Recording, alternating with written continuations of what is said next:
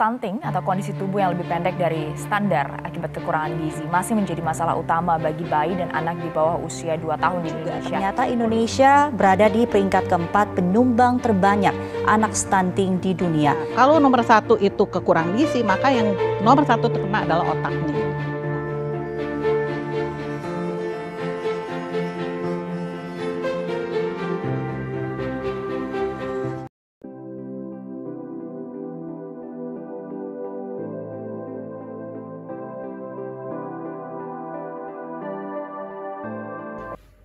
Assalamualaikum warahmatullahi wabarakatuh. Persentase stunting di Indonesia masih berada di angka 24,4% dan di Sumatera Utara masih berada di angka 30%. 13 dari 33 kabupaten kota berstatus merah.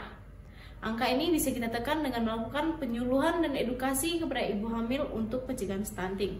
Berikut akan ditampilkan ilustrasi penyuluhan yang dilakukan oleh perawat. Permisi Bu. Oh iya Bapak Ibu, silakan dulu.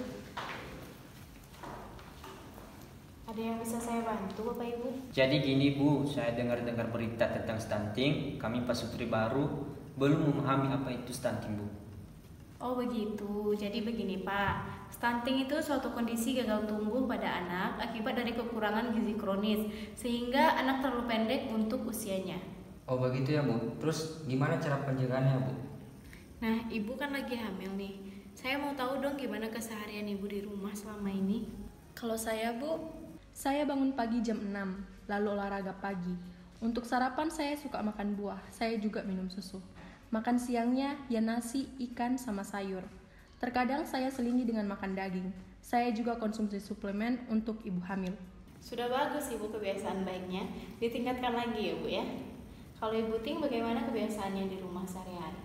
Kalau saya sih Bu, saya pulang kerja dari kantor jam 7 sore, terus lanjut kerja lembur di rumah sampai jam 2 pagi. Bangun jam 4 pagi, siapin ini itu. Kadang nggak sempat masak, saya makan makanan cepat saji yang udah saya beli semalam. Di kantor saya sering ngantuk, jadi saya minum kopi. Kadang minuman bersoda. Kalau mau olahraga mana sempat, apalagi mau konsul ke dokter. Tiap diajak si papa bilang gini. Gak usah, siatnya itu. Kebiasaan Ibu Ting ini sangat berisiko buruk untuk kesehatan janin. Minuman yang berkafein, yang bersoda, kebiasaan begadang, kebiasaan makan junk food, makanan cepat saji itu sangat tidak terjamin kesehatan dan kebersihannya Bapak Ibu. Dan itu juga sangat minim nutrisi. Kebiasaan buruk seperti inilah yang berpotensi menyebabkan anak terkena stunting. Kan kalau sudah besar nanti bisa dikasih vitamin biar sehat.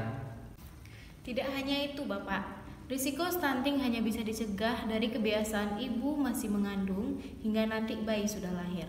Dampak lain dari stunting bisa membuat anak gampang sakit, kemampuan kognitifnya berkurang, postur tubuh tidak maksimal saat dewasa, fungsi tubuhnya tidak bekerja dengan baik, dan kalau dia sudah tua nanti itu lebih rentan terkena penyakit kronis seperti diabetes, hipertensi, dan juga obesitas. Oh, dampaknya sebahaya itu ya Bu? Terus kami harus bagaimana ya Bu? Demi kebaikan kandungan, kebiasaan-kebiasaan buruk harus dihentikan.